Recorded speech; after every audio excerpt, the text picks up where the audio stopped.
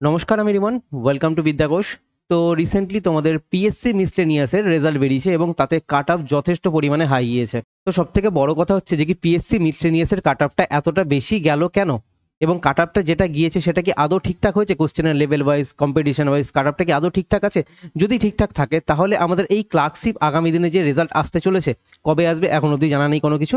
তো মোটামুটি PSC মিসলেনিয়াসের result বেরিয়ে গেছে, তো আই থিঙ্ক এরপরে ক্লার্কশিপের খাতা দেখা শুরু হয়ে যাওয়ার কথা এবং এর রেজাল্ট বের করারও কিন্তু একটা প্রক্রিয়া শুরু হয়ে যাওয়া উচিত। তো ক্লার্কশিপে তোমাদের কাট অফ কতটা কি যেতে চলেছে না যেতে চলেছে সেই জিনিসটা আমি অনেস্টলি আলোচনা করব। দেখো, মিসলেনিয়াসের কাট অফের ভিডিও আমি জেনারেলি দিইনি, কোনো কোনো ক্ষেত্রে আমি নর্মালি হয়তো জাস্ট বলেছিলাম এমনি একটু একটু, বাট আমি পুরো মিসলেনিয়াসের কাট অফের ভিডিও আলাদা করে করিনি। রিজন রয়েছে কেন আমি করিনি, তার রিজনটা আমি পরের স্লাইডে দিচ্ছি। দেখো, আমাকে এখানে জিজ্ঞাসা করা হয়েছিল ক্লার্কশিপের একটা ভিডিওতে কাট অফে যে মিসলেনিয়াসের কাট অফ সম্পর্কে একটা ভিডিও করুন প্লিজ, এটা আমাকে বলা হয়েছিল। এবার এখান থেকে আমি রিপ্লাই দিয়েছিলাম তাকে, আমি অনেস্টলি বলছি যে কি সবার মতে কাট আপটা 120 যেতে পারে, মানে বিভিন্ন ইউটিউব চ্যানেল যা যা বলছিল সেটা, কিন্তু আমার মতে আমি কি বলেছিলাম কাট আপটা 140-এর আশেপাশে থাকবে।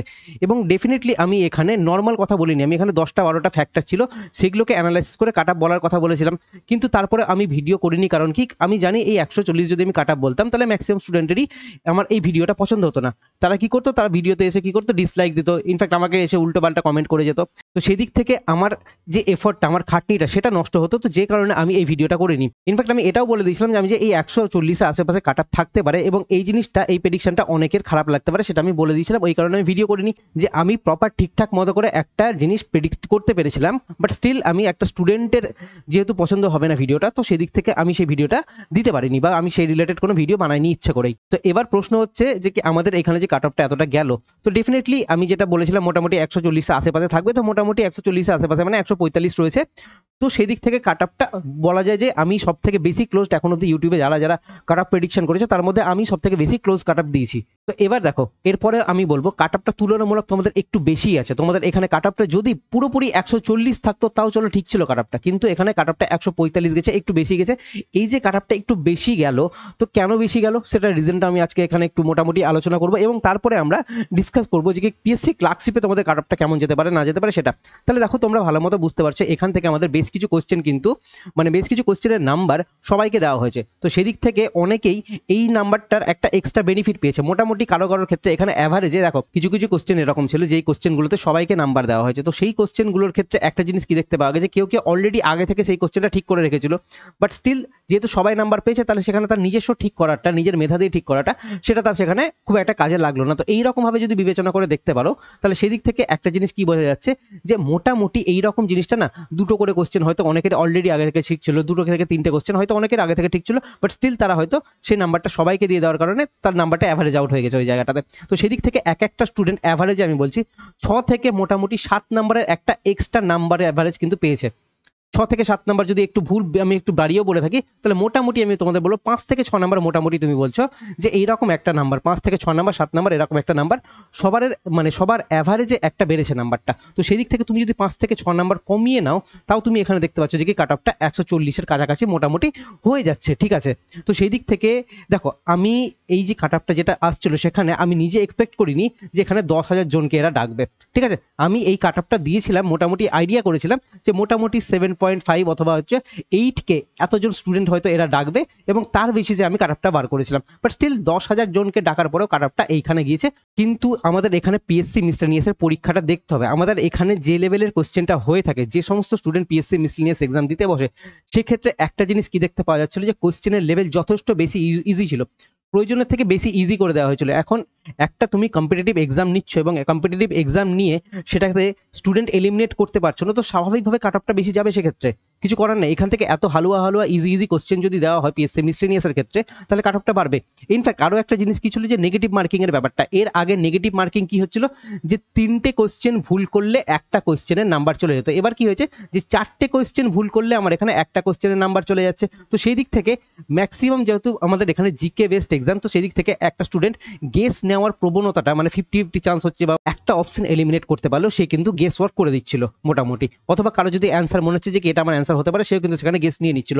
তো এই জিনিসগুলো হওয়ার জন্য কাট আপটা কিন্তু কিছুটা বেড়েছে, কারণ এর আগে যখন এই জিনিসটা ঘটেছিল তখন আমাদের ম্যাক্সিমাম স্টুডেন্ট কিন্তু গেস ওয়ার্ক করতে ভয় পেয়েছিল এবং তারা গেস খুব একটা নিতে পারেনি, সেক্ষেত্রে কিন্তু এবার তারা অনেকেই গেস নিয়েছে, এটা একটা জিনিস। আর এর সঙ্গে আরো একটা জিনিস কি হচ্ছে, এর আগের বার কোশ্চেনের লেভেল যথেষ্ট বেশি হাই ছিল। তুমি ম্যাথ বলো এবং জিকে বলো, প্রত্যেকটা ক্ষেত্রে এর আগের বারে কোশ্চেনের লেভেল যথেষ্ট হাই ছিল। এবার দুটোর ক্ষেত্রেই ম্যাথ এবং জিকে দুটোই কিন্তু কোশ্চেনের লেভেল যথেষ্ট বেশি ইজি হয়ে যায়, কারণ এতগুলো স্টুডেন্টকে যখন ডাকছে, যে লেভেলের কোশ্চেন হয়েছে, কম্পিটিশন এই মুহূর্তে যতটা, মানে একটা স্টুডেন্টের হাতে রিসোর্সেস যে হারে অ্যাভেলেবেল রয়েছে এই বর্তমান দিনে, যথেষ্ট প্রচুর পরিমাণে বুকস রয়েছে প্রত্যেকের কাছে, প্রচুর পরিমাণে অনলাইন কন্টেন্ট রয়েছে, প্রত্যেকটা স্টুডেন্ট এখন প্রপার ওয়েতে ভালো মতো স্টাডি করতে পারছে। তো সেদিক থেকে এত ইজি কোশ্চেন দিলে কাট অফ বাড়াটা ভীষণভাবে স্বাভাবিক। তো সেদিক থেকে কোশ্চেনটা টাফ করতে হতো যদি আমাদের এখানে কাট অফটা কমাতে হতো। ওকে, তো চলো এবার মানে এই রিজনগুলোর জন্য আমি কাট অফটা বেশি প্রেডিক্ট করেছিলাম, ইনফ্যাক্ট মোটামুটি আমার কাট অফটা কাছাকাছি চলে গিয়েছে। এবার চলো আমি তোমাদের এখানে বলছি যে পিএসসি ক্লার্কশিপে তোমাদের তাহলে এবার কাট অফটা কেমন কি যেতে চলেছে সেটা নিয়ে এবার আমি আলোচনা করি।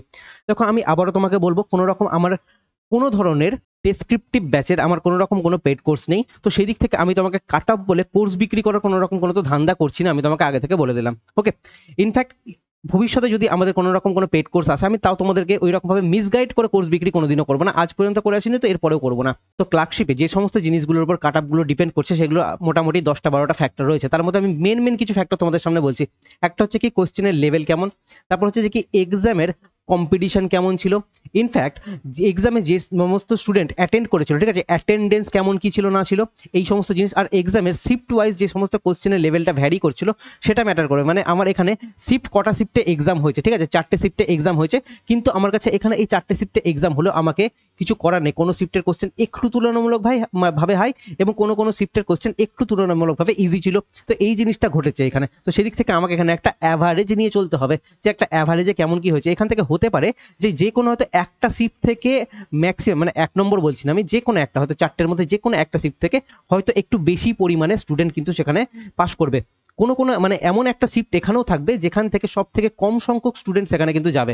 মানে অ্যাভারেজটা কিন্তু একটু তুলনামূলকভাবে, মানে এই যে এই প্রথমকার মানে যেখান থেকে বেশি জন সিলেক্টেড হচ্ছে আর যেখান থেকে কম জন সিলেক্টেড হচ্ছে, এখানের যে গ্যাপটা এটা কিন্তু একটু মানে বেশি থাকবে, আমি এখানে বলে দিচ্ছি, কারণ কোশ্চেনের লেভেলটা ওই রকমই হয়েছিল। তো সেই দিক থেকে যদি একটু বিচার বিবেচনা করে দেখা যায়, তো আমাদের কাছে এই সমস্ত জিনিসগুলো ম্যাটার করছে। এবং এর সঙ্গে কি থাকছে, যে ভ্যাকেন্সি কতটা থাকছে, এবং ভ্যাকেন্সি থাকলে পরেও এরা মেন্সের জন্য কতজনকে ডাকছে সেটা ম্যাটার করছে, কত গুণ নিচ্ছে। এরা তো জেনারেলি বলে রেখেছে যে আমরা 10 গুণ নেব, কিন্তু 10 গুণ যদি নেয়, আমাদের এখানে ভ্যাকেন্সি যদি 8,000 থাকে, তাহলে সেখান থেকে 10 গুণ নিলে আমার এখানে 80,000 ক্যান্ডিডেটকে কিন্তু এদেরকে ডাকতে হবে। তাহলে আমার মনে হয় না যে কি এরা 80,000 ক্যান্ডিডেট ডাকবে বলে। যদি ডাকে তো দেন খুব ভালো, তাহলে কাট অফের সংখ্যাটা অনেকটা বেশি কমে যাবে, মানে কাট অফটা অনেকটা কম যেতে পারে। এবার দেখো কি যেতে পারে না যেতে পারে সেটা প্রেডিকশন আমরা করতে পারি। এবার আমি 100% যে ঠিক হবে তার কোনো মানে নেই। হ্যাঁ, আমি ক্লার্কশিপে যেটা প্রেডিকশন করেছিলাম মোটামুটি তার ধারের কাছে কাট অফ আছে, তো মোটামুটি সেই কাট অফটা আমার মোটামুটি লেগেছে বলতে পারো। তো এবার এটাও যে আমার 100% কাট অফ ঠিক হবেই তার কিন্তু কোনো গ্যারান্টি নেই, বাট এক্ষেত্রে আমি তোমাকে একটা প্রপার জেনুইন অনেস্ট একটা প্রেডিকশন দিতে পারবো যে হ্যাঁ কাট অফটা আমাদের এই রেঞ্জের মধ্যে থাকতে পারে, তোমরা এই রেঞ্জের মধ্যে থাকলে ডেফিনেটলি প্রিপারেশন নাও। তো এত কটা জিনিস আমি এখানে বিবেচনা করছি, এবং এর সাথে আরো বেশ কিছু এক্সট্রা আলাদা আলাদা ফ্যাক্টর যেগুলো রয়েছে, বাট আমি মেন এই কটা ফ্যাক্টর বিবেচনা করছি। বিবেচনা করার পর আমি তোমাদের এখানে কাট অফটা নিয়ার অ্যাবাউট যদি বলে রাখি, দেখো যাদের নাম্বার এখানে এই 48 নাম্বার রয়েছে, 49 নাম্বার রয়েছে, তাদের ক্ষেত্রে আমি জেনারেল নিয়ে চলছি এটা, ঠিক আছে, আমি এটা জেনারেল নিয়ে চলছি। তাদের ক্ষেত্রে আমি তোমাকে কোনোদিনও বলতে পারবো না যে তোমরা এক্সামের মেন্সের জন্য প্রিপারেশন নিও না, এটা আমি তোমাকে বলতে পারবো না। যেহেতু এরা 8,000 জন, মানে যদি ভ্যাকেন্সি থেকে যায় 8,000, ঠিক আছে, এরা যদি 80,000 জনকে ডেকে নেয়, তাহলে সেই ক্ষেত্রে কাট অফটা যদি এইখানে চলে যায়, তখন আমি দোষী হয়ে যাবো এই জায়গাটাতে। তাহলে আমি তোমাকে কোনোদিনও বলতে পারবো না যে তুমি প্রিপারেশন নিও কি নিও না, এটা আমি বলতে পারবো না, এটা আমার পক্ষে বলা পসিবল না। ঠিক আছে, কারা প্রিপারেশন নেবে কারা প্রিপারেশন নেবে না, তবে কারা প্রিপারেশন 100% নেবে যদি আমাকে বলতে বলো, তাহলে ডেফিনেটলি আমার মতে যে কাট অফটা থাকা উচিত, তাহলে আমার মতে যেই কাট অফটা থাকা উচিত সেই কাট অফটা আমি যেটা বলছি, কারোর যদি নাম্বার এখানে 53 থেকে থাকে, দেখুন 53-র আশেপাশে কাট অফ যাবে, 53 আশেপাশে কাট অফ যাবে। আমি আবার বলে যাচ্ছি 53 প্লাস মাইনাস, আমি এখানে 3 নাম্বার দিয়ে রাখলাম, ঠিক আছে, প্লাস মাইনাস 3 মানে 53 থেকে কারোর যদি মানে এই কাট অফটা যায়, লোয়েস্ট কি হতে পারে, লোয়েস্ট হচ্ছে হয়তো এখানে আমার মতে 50 যেতে পারে, এবং হাইয়েস্ট যদি বলো তাহলে সেখানে আমার মতে এখানে 56 হয়তো তোমাদের এখানে কাট অফ যেতে পারে, 56 থেকে 50 অব্দি কাট অফ যেতে পারে। এটা আমি জেনারেলের ক্ষেত্রে বলছি। এবার যেহেতু এখানে আমাদের ভ্যাকেন্সি বেশি আছে, এবার এরা বলতে পারছি না ওবিসি কেসটা নিয়ে কি করবে, ওবিসির ম্যাটারটা নিয়ে কি করবে। এখানে যেমন মিসলেনিয়াসের ক্ষেত্রে এতটা ভ্যাকেন্সি থাকার পরেও জেনারেল ওবিসির এদের দুজনে কিন্তু কাট অফ সেম রেখে দিয়েছে, যাতে ইন ফিউচার কোনো রকম কোনো প্রবলেম না হয়। তাহলে এখানে জেনারেল আর ওবিসি যদি কাট অফ সেম থেকে যায়, তাহলে সেখানে আমার কিছু করার থাকবে না। বাট তারা এসটি মানে এসসি থাকছো, তাদের কাট অফটা কিন্তু বেশ কিছুটা কম যাবে, এখান থেকে বেশ কিছুটা মানে বেশ কিছুটা কম চলে যাবে।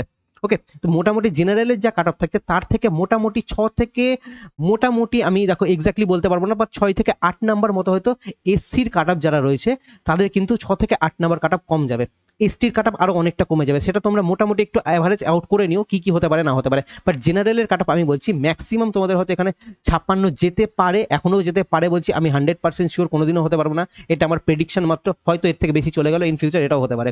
আবার কি লোয়েস্টের দিক থেকে আমার মতে সেটা 50-এর কাছাকাছি থাকতে পারে, মানে 50 যেতে পারে, ঠিক আছে, লোয়েস্টের দিক থেকে। তো আমি সেই জন্য কাট অফটা 53 প্রেডিকশন করলাম। ইন ফিউচার দেখা যাক রেজাল্ট আসুক, কাট অফ লাগছে কি লাগছে না সেটা পরের কথা। বাট আমার মতে এই দুটোর মধ্যে মানে এই রেঞ্জের মধ্যে কাট অফটা থাকতে পারে। এবার বাকি তোমরা ডিসিশন নাও, তোমরা কে কোন রেঞ্জে আছো, প্রিপারেশন কিসের জন্য নেবে কি নেবে না সেটা পুরোপুরি তোমাদের পার্সোনাল কল। কারো যদি মনে হয় যে তোমার নাম্বার 60 আছে তুমি প্রিপারেশন নেবে না, সেটা তোমার পার্সোনাল ম্যাটার। কারো যদি মনে হচ্ছে তোমার নাম্বার 40 আছে তুমি প্রিপারেশন নেবে, সেটা তোমার পুরোপুরি পার্সোনাল কল। সেটা তোমরা পুরোপুরি নিজে বুঝে নাও, এটা আমাকে ডিসাইড করতে দিও না। কারণ একটা টাকা দিয়ে কোর্স কিনবে তুমি কিনবে, আমি কিনছি না সেখানে। তোমার লাইফের ডিসিশন তোমাকে নিতে হবে। তুমি আমার কাছে যদি জানতে চাও তো আমি ডেফিনেটলি বলবো প্রত্যেকে যারা কাট অফের ধারের কাছাকাছি রয়েছে, 50-এর আশেপাশে একটু কমও যারা রয়েছে, 48-49 রয়েছে, আমার মতে প্রিপারেশন নেওয়া উচিত, ছেড়ে দেওয়া উচিত না। যদি by chance cut off clear হয়ে যায় তখন তো তোমাদের এখানে যে আমাদের ডিসক্রিপটিভটা আছে, ডিসক্রিপটিভ প্যাটার্নটা রয়েছে, সেখানে তো তোমাদের ম্যাক্সিমাম নাম্বার তুলতে হবে, মানে ম্যাক্সিমাম না, মানে তোমাকে খুব বিশাল একটা হাই স্কোর করতে হবে, তবে কি তুমি ফাইনালি চাকরিটা পাবে। কারণ তুমি অলরেডি প্রিলিমিনারিতে নাম্বার কম পেয়ে থাকছো, কাট অফের ধারের কাছে তোমার নাম্বার থাকছে, তো ডেফিনেটলি তোমার এখান থেকে অনেকটা বেশি স্কোর করতে হবে, তবে কি তুমি একটা ফাইনাল লিস্টে নিজের নামটা নিয়ে আসতে পারো। এবার আরও একটা জিনিস আমি তোমাদের এখানে বলে রাখছি, ফালতু ফালতু মিথ্যে কোনো রকম কোনো প্রত্যাশা দেবো না। যাদের নাম্বারটা কাট অফের ধারের কাছে থাকছে, যাদের নাম্বারটা কম থাকছে, তাদেরকে আমি বলবো তোমাদের ডেফিনেটলি প্রিপারেশন আরও একটু বেটার ওয়েতে নেওয়ার প্রয়োজন রয়েছে। আর এছাড়া তোমাদের যদি কারো মনে হয়ে থাকে না এই বছর আমি এই সমস্ত নাম্বারের আশেপাশে আছি বা আমি কাট অফের ধারের কাছে আছি খুব, আমি হয়তো ফাইনাল সিলেকশনটা নাও পেতে পারি, তোমাদের যদি মনে হয়ে থাকে আমার ভালো মতো প্রিপারেশন নেওয়া উচিত, তো ডেফিনেটলি আমি তোমাদেরকে বলবো তোমরা নেক্সট এরপরে যা সুযোগটা আসছে, দেখো একটা সুযোগ হাতছাড়া হয়ে যাচ্ছে, তোমরা ভালো মতো জানো একটা এক্সাম আমাদের এখানে দীর্ঘ একটা পঞ্চবার্ষিকী পরিকল্পনার পুরোপুরি ব্যাপার হয়ে যায়। তো সেই দিক থেকে সমস্ত দিক বিবেচনা করে তোমার যদি মনে হয় তুমি সিজিএল ক্র্যাক করতে পারবে, তো ডেফিনেটলি আমি তোমাকে বলবো তুমি সিজিএল এর জন্য প্রিপারেশন নাও। বাট তোমার যদি মনে হয় যে কি না আমি সিজিএল ক্র্যাক করতে পারবো না, আমার মধ্যে সেই ক্ষমতাটা নেই, আমাকে স্টেটেড এক্সামের মধ্যে থাকতে হবে, আমাকে এই ক্লার্কশিপ মিসলেনিয়াস ইন ফিউচার জবে আসবে আমাকে তবে দিতে হবে, বা আমাকে রেলের গ্রুপ ডির জন্য প্রিপারেশন নিতে হবে, বা আমাকে এই ডব্লিউবিপি কলকাতা পুলিশ এসআই এই সমস্ত জিনিসের জন্য আমাকে এক্সাম মানে প্রিপারেশন নিতে হবে, তো ডেফিনেটলি আমি তোমাকে বলবো তোমরা এই সমস্ত জিনিসের জন্য প্রিপারেশন নিতে পারো। তোমরা যারা আমার কাছ থেকে ম্যাথ পড়তে চাইছো তাদের জন্য আমাদের কাছে এখানে রয়েছে ম্যাথ স্পেশাল অফিসার ব্যাচ। এই ব্যাচে আমি WB Kolkata police, clerkship, SSC, GD, MTS, miscellaneous, আইডিও, রেলওয়ে গ্রুপ ডি, এমবিআই বিভিন্ন যা যা এক্সাম রয়েছে এই এক্সামকে টার্গেটেড ওরিয়েন্টেড পড়াচ্ছি আমি পুরোপুরি। আমরা এখানে অ্যারিথমেটিক এবং অ্যাডভান্স ম্যাথ, যেখানে আমাদের অ্যাডভান্স ম্যাথ যতটা দরকার, যে পিএসসি যতটা দূর অবধি যেতে পারে, অ্যাডভান্স ম্যাথ আমাদের পিএসসিতে নেই, বাট যতটা যেতে পারে ততটা অবধি কভার করাবো। ইনফ্যাক্ট আমাদের এখানে রেলের গ্রুপ ডিতে বা আমাদের ডব্লিউবি কলকাতা পুলিশের যতটা লেভেলের অ্যাডভান্স ম্যাথ লাগবে আমি এক্স্যাক্টলি ততটাই করাবো, তার বেশি খুব বিশাল এক্সট্রা কিছু করাচ্ছি না। আমাদের এখানে ল্যাঙ্গুয়েজ থাকছে বাংলা এবং ইংলিশে, মানে দুটোতে আমি ইংলিশে কোশ্চেন লেখা থাকে, বাংলাতেও কোশ্চেন লেখা থাকে, বাট আমি এক্সপ্লেন পুরোপুরি বাংলাতে করি, মানে ম্যাক্সিমামটা বাংলাতেই হয় আমাদের এখানে। ওকে, শুধু ইংলিশে কোশ্চেনটাই থাকে আর কিছু না, মানে এই কোশ্চেন আমাদের দুটো ল্যাঙ্গুয়েজে পাবে, ইংলিশ এবং বাংলাতে দুটোতেই। এবং আমি এখানে 0 থেকে অ্যাডভান্স লেভেল অবধি নিয়ে যাচ্ছি, মানে একটা ছেলে যে নিজে ম্যাথে উইক মনে করছে নিজেকে, সেই ছেলেটার জন্য এখান থেকে যথেষ্ট ভালোভাবে বেনিফিটেড হতে পারে। এবং আমরা এখানে exam oriented shortcut approach use করি, সঙ্গে আমরা কি করি best on previous year question নিয়ে আমরা এখানে কোশ্চেন করাই, যেন তোমাদের ইন ফিউচার আলাদা করে যেন প্রিভিয়াস ইয়ারের কোশ্চেন প্র্যাকটিস করার প্রয়োজন না পড়ে, তোমরা এখান থেকে যা পড়াচ্ছি তার মধ্যে থেকে তোমরা যেন এখানে পুরোপুরি প্রিপেয়ার হয়ে যেতে পারো।